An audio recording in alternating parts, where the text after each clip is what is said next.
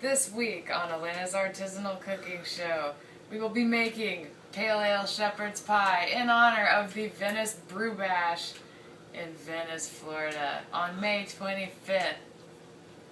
Alright, well, this is basically a shepherd's pie with a beer sauce, and so we're going to start by roasting some Yukon Gold potatoes in the oven. I've got it preheated to 375. We're going to make potatoes. I've got a pan here with some salt on it. It's got some parchment paper on the bottom, and you put the dry clean potatoes on top of the bed of salt on your roasting pan, and you put it in your hot oven. And this is probably going to take about an hour, but in the meantime we can get all of the rest of the work done for our pie.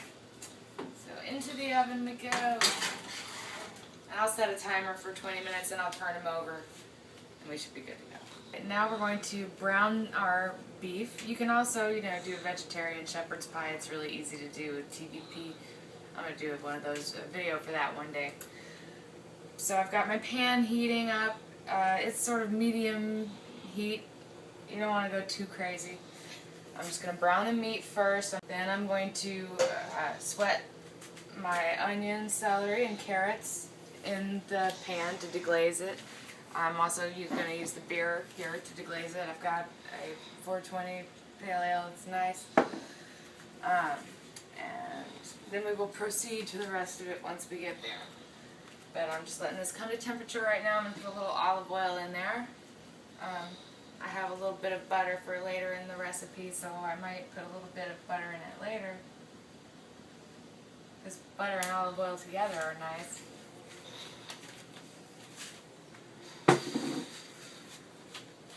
This shouldn't take too terribly long, but I've also got here some spices. I have black pepper, dried thyme, fresh thyme, cumin, a little bit of nutmeg, some garlic powder. We also have fresh garlic going into the recipe later, but you want some dried garlic and fresh garlic. It just ups the flavor. And a little dried oregano and a couple of bay leaves. And it's not going to cook for a really long time, but the bay leaves I think help anyway. But I can mix all of this in with the beef here. So I'm going to go ahead and do that before I get it cooking. And I don't want to mix this up too much. Alright, I think my oil is hot enough, it's rippling. You can see it if you, I don't know if we have good enough lighting in here to see it. It's kind of, see the oil's hot enough.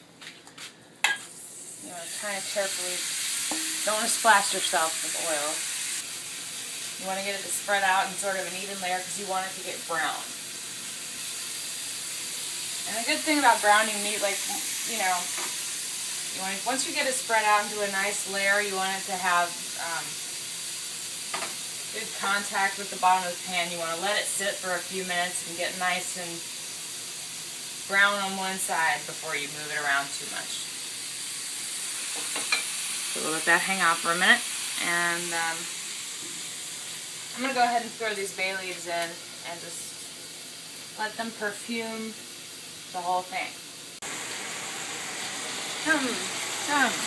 Alright, it's probably been about a full 5 minutes or so since I started cooking this, and we're just starting to get browning on the bottom of the pan of the protein, and I haven't really stirred it at all. I've broken it up a little bit, but I haven't stirred it.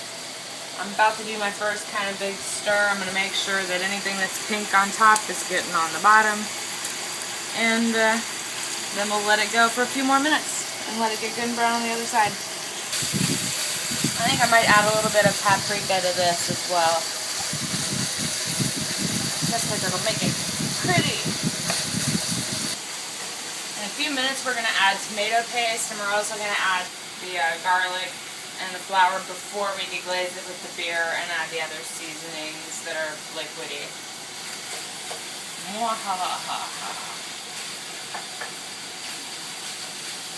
Alright, stop touching it. I think at this point I've got enough browning going on. I'm going to add the tomato paste because I want to get color on the tomato paste also. Gotta get my tiny spatula so I can get it out of the tiny pot. Alright.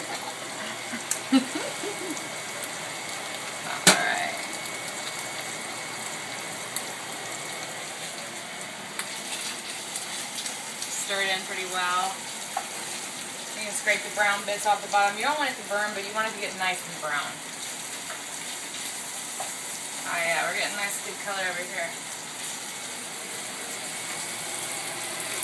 See this good brown color? This is what you're waiting for. That's why you want to let it sit in the same spot for a few minutes.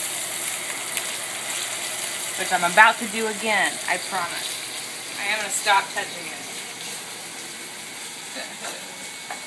And let it brown some more. I'm going to stop fussing with it. Stop.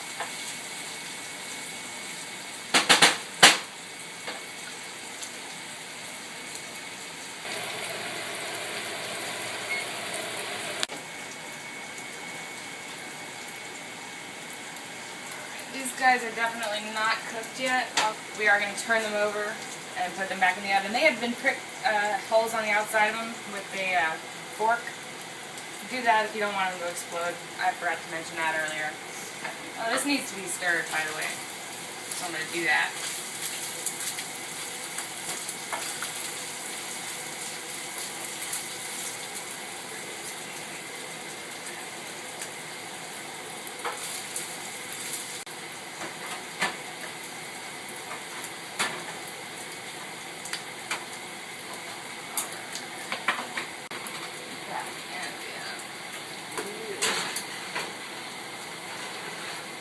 Set for another 20 minutes.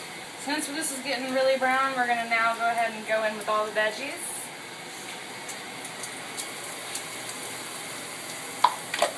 It's carrots, celery, and onions in pretty much equal portions. About half of a good-sized onion.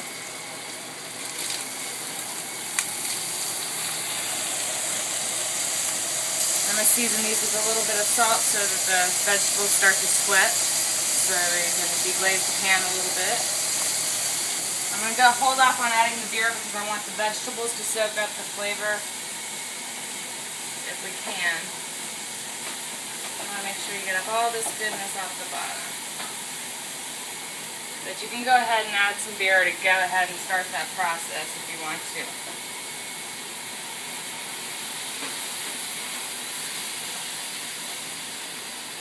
Just a little bit at first, we're going to add more in a little bit. First though, I'm going to season it with Worcestershire sauce, soy sauce, hot sauce, and a little mustard. This is just building a base of flavor. Makes it very rich, probably like a tablespoon of each thing, maybe like, well, not a tablespoon of mustard, maybe like a couple teaspoons.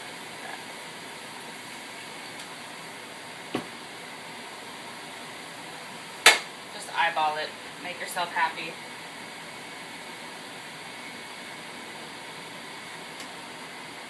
And that's that.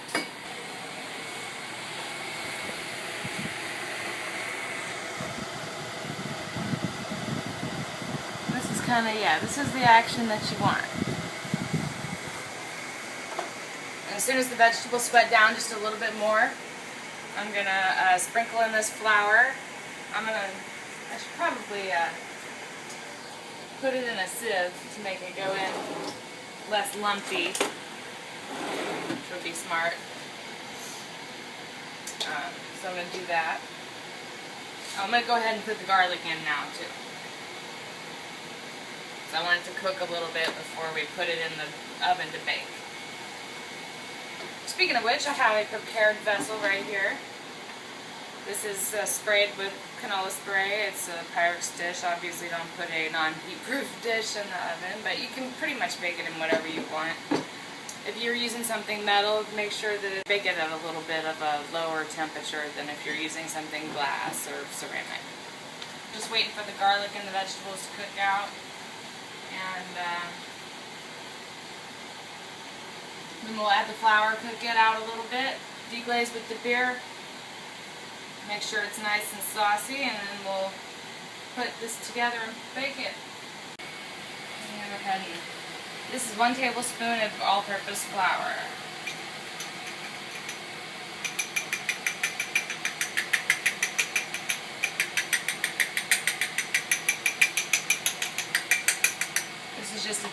make it sort of gravy-ish. Alright, now we're really adding the beer. We're going to probably add about half of a bottle.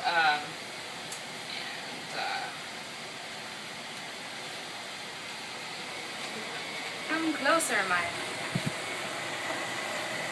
Alright, as soon as it starts to thicken up like that, keep scraping the goodness off the bottom. I might add a little more beer here. But we're very close to being done with the base layer of our pie. And it smells so good. Oh, I wish you were here. This is what we want. Look at this. You can see the nice sort of thickness we're getting to our sauce. Coating the vegetables and the meat nicely. This is very, very good stuff. Just a little bit more.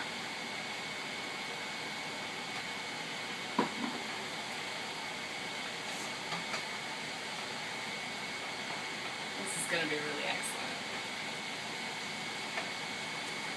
Alright, and then just like after one more minute, that gets turned off and it goes into this vessel until further notice. I'm calling the base of my pie finished.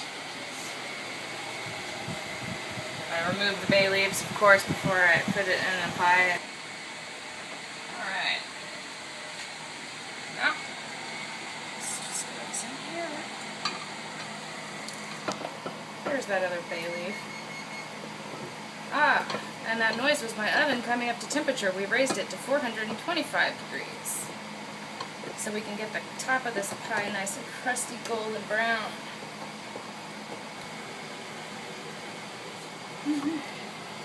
Just smooth it out.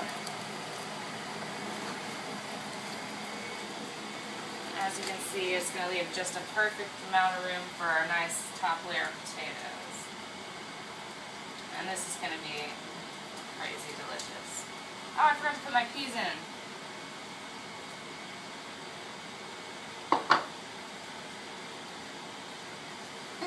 No one will ever know. You don't want to overcook the peas anyway. Part 1.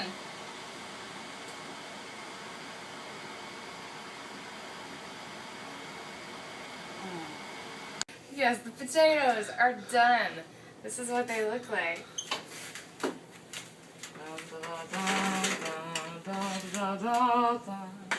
Alright, so take a knife, stick it in like the biggest potato. If it goes in easily and the potato drops off like that, you're golden. Since I have to put these through the ricer, which is this handy dandy device, which is like a giant garlic press that you use for mashing potatoes and other vegetables. I've lubricated this with a little butter. I have butter here that's going to go help the mashing potatoes process along after I do that, but I'm going to split them open in half and let them cool off for a few minutes so I can handle them before I do this to them.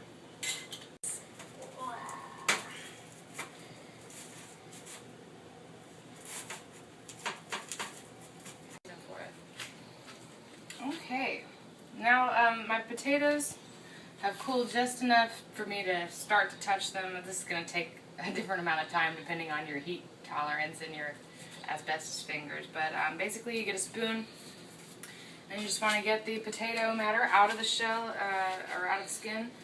You can just sort of peel them like that with your fingers a little bit if you want to.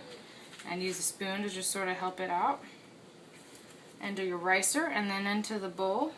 And we're going to add butter as we go and a little yogurt and maybe some almond milk if we need it to be a little looser. And then we're going to wash the top with an egg and put it in the oven to brown. It's going to be a beautiful thing.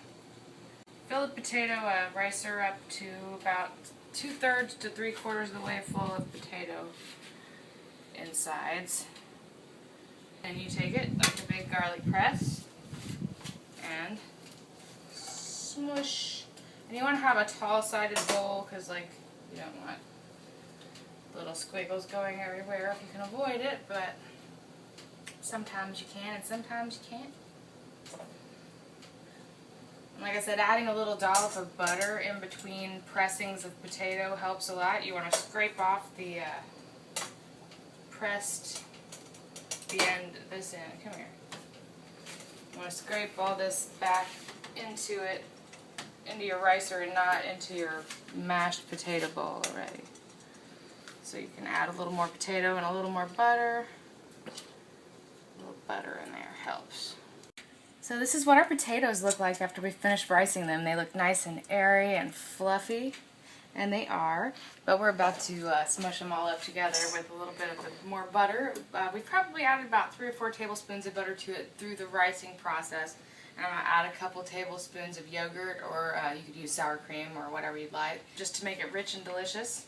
And they should have enough salt, but we're going to taste it after everything goes in to make sure that they're seasoned enough. But the bed of salt adds a little bit of salt to the potatoes itself, and you just want to be careful and make sure you taste it. If it needs salt, add salt. If it doesn't, you don't. But this will probably need a little black pepper. Probably a little bit like, there we go. If you like white pepper in your mashed potatoes so that they look pretty, that's cool too. I just like black pepper. And then we're just going to kind of gently mix this up. You don't want to over-mix your potatoes because they'll become gluey. But we just want to get everything incorporated and then make sure it's seasoned well before we smooth it on top of our beautiful shepherd's pie. Alright, now we got a nice texture. You can see it's starting to, it's absorbed all that nice butter and the yogurt. It's sort of a little bit streaky, which is okay. It's going to, that's going to be advantageous, but it's all, you see it holds its shape if you mash the spatula into it.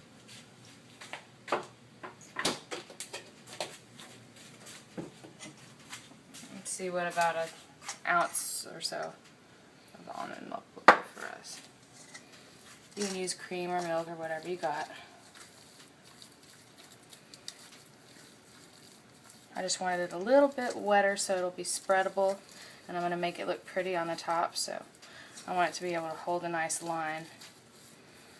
I think that's a little bit more what I was looking for. Yeah. I'm happy. Let's taste it. It's good. It could use a little bit more salt. I'm going to use some of the roasted potato salt that I roasted the potatoes on top of. Because it's potatoey, and why not? Why waste it, right? Put it in the potatoes, because it already tastes like them. Stir it one more time.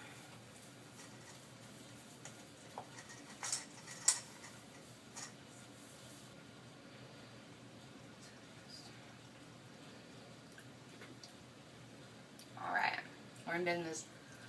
Alright, now we're going to put the potatoes on top. Our beautiful shepherd's pie, and we're going to decorate it, which is optional, of course, unless you're me, in which case it's mandatory. Now first I'm just going to sort of spread it out evenly, if I can, and then I'm going to use my pastry knife to just sort of make a crosshatch pattern in the top. Give it nooks and crannies for the egg wash to go into so it gets nice and brown and looks dramatic.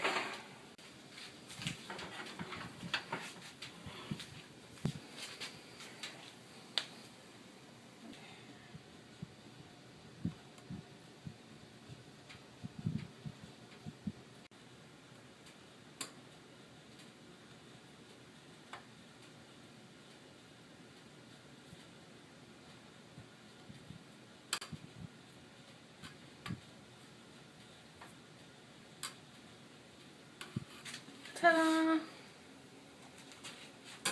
And now this is just an egg beaten with about a tablespoon of water. And I've got a pastry brush here. I'm going to go to town on top of this thing.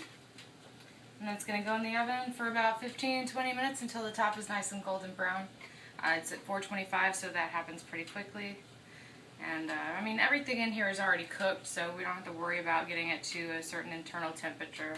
Just try not to brush it too hard so you don't mess up your nice pattern on the top. And if you haven't lubricated the pan before you did all this, by the way, the egg will make getting it out of here a nightmare. So make sure you use some cooking spray or butter the pan really well before you begin any of this. 425. I'm going to check it after 10 minutes, and it might take 15 to 20. Okay, it's been about 35 minutes in the oven total. I cranked it up to 475 from 425 about halfway through, just to get the top nice and brown. It's done. Oven's off. Let's check it out.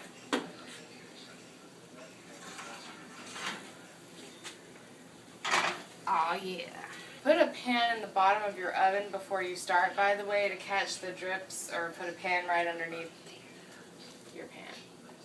Now we have the finished product. You can notice the stria, the lovely fluffy and golden brown potato there, and our delicious saucy beefy layer on the bottom. I'm going to use an offset spatula and a thing like this to try to get something out of here. We're going to see how it goes. The longer you let this set, the easier it's going to be to remove from across.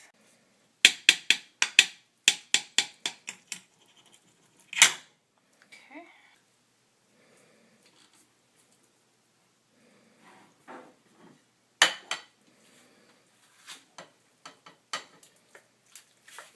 Hey, not too bad.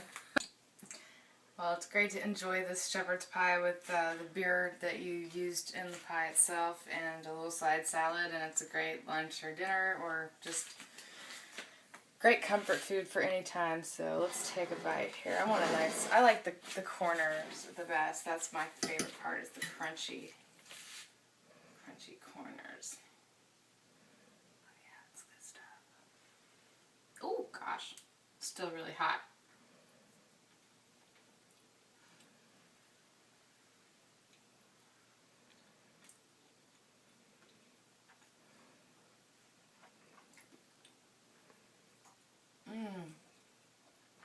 Very hot,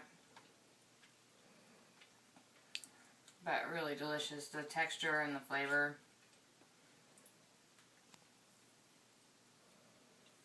That is just hominess and deliciousness.